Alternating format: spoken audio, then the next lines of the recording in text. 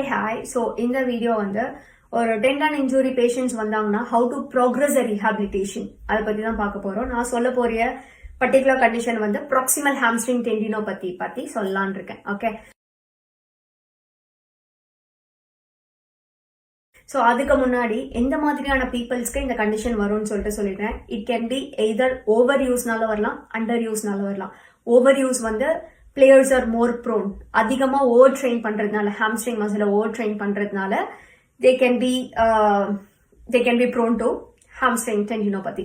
Under use nu pathina sedentary peoples, those who are using laptop for a prolonged period of time, of course work from home peoples, main வந்து hard surface use பண்ணிட்டே இருக்காங்கன்னா அந்த tendon வந்து irritate ஆகி வரதுக்கான chances வந்து நிறையவே இருக்கு. ஓகே, ஸோ இந்த பர்டிகுலர் கண்டிஷன் நீங்க டயக்னோஸ் பண்ணீங்க அப்படின்னா இனிஷியல் ஸ்டேஜ் வந்து பெயின் மேனேஜ்மெண்ட் தான். பெயின் நல்லா ரெடியூஸ் பண்ணலாம். பெயின் ரெடியூஸ் பண்றதுக்கு you can use any technique. எது நீங்க மொடாலிட்டி யூஸ் பண்ணலாம், அப்படி இல்லைன்னா மேனுவல் தெரப்பி யூஸ் பண்ணலாம். எந்த டெக்னிக் வேணா பண்ணி பெயின் ரெடியூஸ் பண்ணிடுங்க.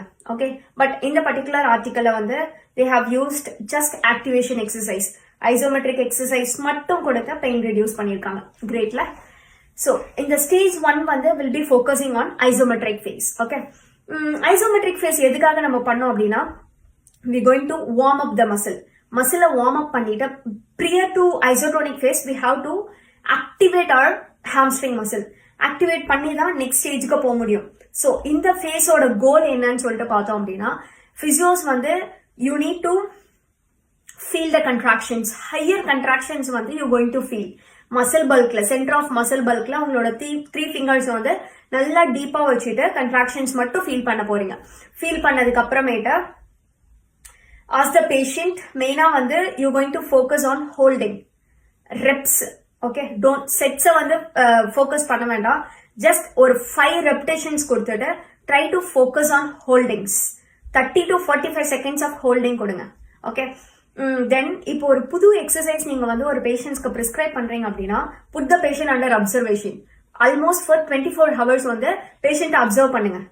At the end of 24 hours you need to ask pain இருக்கா இல்லையான்னு சொல்லிட்டு கேளுங்க. அது வந்து வெறும் பெயின் இருக்கா இல்லையான்னு சொல்லிட்டு கேட்கறத விட you can use outcome measures. That's best. Outcome measures use பண்றதுனால you going to ask them functional activities. உங்களோட ஃபங்க்ஷனல் ஆக்டிவிட்டி எப்படி இருக்கு, நீங்க வந்து எதுனா உங்களோட மெயின் உங்களோட டே டு டே ஆக்டிவிட்டிஸ் பண்ணும்போது உங்களுக்கு பெயின் இருக்கா, ஸ்லீப்பிங்ல பெயின் இருக்கா, எல்லாமே உங்களுக்கு வந்து எல்லா கொஸ்டின்ஸுமே வந்து அது அடங்கிடும். அதுவும் இல்லாம பேஷண்ட்ஸ்க்கு உங்க மேல ஒரு நம்பிக்கைன்றது ஒன்று வரும். அது ரொம்ப இம்பார்ட்டன்ட்.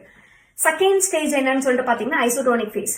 ஐசோடோனிக் ஃபேஸ்ல வந்து என்ன மெயினா அதனோட இம்பார்ட்டன்ஸ் என்னன்னு சொல்லிட்டு பாத்தீங்கன்னா மெக்கானிக்கல் அடாப்டேஷன்ஸ் ஆஃப் டெண்டனை வந்து நம்ம வந்து இம்ப்ரூவ் பண்றதுக்கு தான் ஐசோடோனிக் ஃபேஸ்ன்னு சொல்றது ஒன்று இன்ட்ரோ பண்றோம். ஓகே, ஸோ இந்த ஃபேஸ்ல வந்து என்ன மாதிரியான ஆக்டிவேஷன் கொடுக்கலாம் அப்படின்னு சொல்லிட்டு பாத்தீங்கன்னா சேம் செட் ஆஃப் எக்ஸசைஸ் மட்டும் தான் பண்ண போறோம். லைக் ஆக்டிவேஷன் ஐசோமெட்ரிக் எக்ஸசைஸ் தான் பண்ண போறோம்.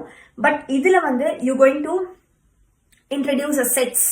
ஒரு 4 செட்ஸ் பண்ணிட்டு அந்த ரெப்புடேஷன்ஸை கம்மி பண்ணீங்க. 5 ரெப்ஸ் பண்ணீங்க அப்படின்னா 3 ரெப்புடேஷன்ஸ் மட்டும் யூ கேன் கிவ். இதுல என்ன மாதிரியான எக்ஸசைஸ்னா don't give any loading exercise. Loading exercise கொடுக்கறத விட்டுட்டு ஃபார் எக்ஸாம்பிள் ஹாம்ஸ்ட்ரிங் மசிலை ஃபோக்கஸ் பண்றீங்க அப்படின்னா you can go with the ham curls, prone ham curls you can give and pelvic bridging கொடுக்கலாம். ஸ்டாண்டிங்ல you can give ham curls without weight. Okay, loading பண்ணாம you going to train the muscle in different positions. அதுதான் உங்களோட மோட்டோவா இருக்கும். Okay, this is your isotonic stage.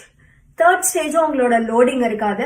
Third stage வந்து main stage உங்களோட kinetic கண்ட்ரோலை வந்து இம்ப்ரூவ் பண்ண போறோம். You going to focus on retraining the motor control of the entire Lim.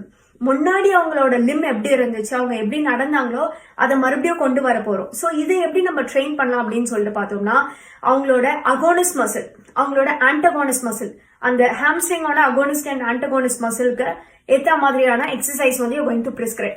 So ஹாம்ஸ்ட்ரிங்க்கு மெயினா என்ன, உங்களோட க்ளூட், உங்களோட அடெக்டார் மேக்னஸ், உங்களோட காஃப் மசில் கீழே இதெல்லாம் ஆக்டிவேட் பண்ற மாதிரி exercise you going to prescribe. Okay, so of course வந்து உங்களோட க்ளூட் அண்ட் அடெக்டாருக்கு வந்து you can give hip thrust கொடுக்கலாம். ஓகே, உங்களோட காஃப் மசிலுக்கு you can go with calf ரைஸே கொடுக்கலாம். டிஃப்ரெண்ட் பொசிஷன்ஸ்ல கொடுக்க ஆரம்பிங்க. ஸோ இதெல்லாம் பண்ணும்போது உங்களோட மோட்டார் கண்ட்ரோல் இது எப்படி நம்ம அசஸ் பண்ணலாம் அப்படின்னு சொல்லிட்டு கேட்டீங்க அப்படின்னா உங்களோட லம்போ பெல்விக் கண்ட்ரோலை வந்து அசஸ் பண்ணீங்க அப்படின்னா உங்களோட கைனடிக் செயின் வந்து ப்ராப்பரா இருக்கா இல்லையான்னு சொல்லிட்டு தெரிஞ்சிடும். ஓகே, ஸோ உங்களோட fourth stage here comes your compressive loading. இந்த ஸ்டேஜ்ல இந்த 3 ஸ்டேஜ்லுமே வந்து பேஷண்ட்ஸ்க்கு they should not have pain இல்லாம தான் ஒரு stage you going to progress. Okay, fourth stage வந்ததுக்கு அப்புறம் லோடிங் கொஞ்சம் கொஞ்சமா கொடுக்கலாம். இப்போ வந்து லோடிங் கொடுக்கும்போது என்ன மாதிரியான பேஷண்ட்டை வந்து நீங்க வந்து ட்ரீட் பண்றீங்கன்னு சொல்லிட்டு பாத்துக்கோங்க. லைக் இஃப் யூஆர் ஜென்ரல் பாப்புலேஷனா ரொம்ப ஹை இன்டென்சிட்டி எக்ஸசைஸ் கொடுக்கணும்ன்ற அவசியம் இல்லை. இஃப் யூஆர் ட்ரீட்டிங் பிளேயர்ஸ் அப்படின்னா you have to prescribe based on the demand of the players. Okay, so exercise should be prescribed based on the players, based on the patients. Okay, so compressive loading கொடுக்கும் போது மெயினா என்ன மாதிரியான இது கொடுக்கலாம் அப்படின்னா you can go with ஜென்ரலா ஈஸியா கொடுக்கணும் அப்படின்னா ஸ்குவாட்ல இருந்து போலாம். then you can prescribe some deadlift கொடுக்கலாம் without weights. இந்த மாதிரி ட்ரெயின் பண்ணணும். ஓகே, அவங்களோட ஃபார்ம்லாம் வந்து try to correct the form, then you can go with the exercise. this is your compressive loading. Okay, so last stage என்ன பண்ணும் அப்படின்னு சொல்லிட்டு பாத்தீங்கன்னா based on the again வந்து based on the demand of the people, sport specific drills. If they are players now, sport specific drills on the you're going to frame and you're going to give. இப்போ ஒரு general population உங்ககிட்ட வந்திருக்காங்க, ஒரு female அப்படி இல்லைன்னா மேல் அப்படின்னு சொல்லிட்டு பாத்தீங்கன்னா ஃபீமேலுக்கு அந்த அளவுக்கு ஆக்டிவிட்டி இல்லை.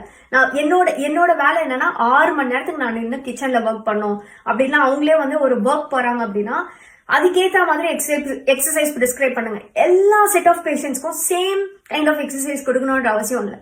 Okay, based on the demand, based on the need, you have to alter your exercises. ஒரு ஜென்ரல் பாப்புலேஷன் வந்தாங்க அப்படின்னா you can go with split squats. இந்த மாதிரி you going to give the exercise. உங்களுக்கு ஏதாச்சும் டவுட் இருந்துச்சு அப்படின்னா you can message me or text me. Okay, text பண்ணி you can ask. Thank you, by.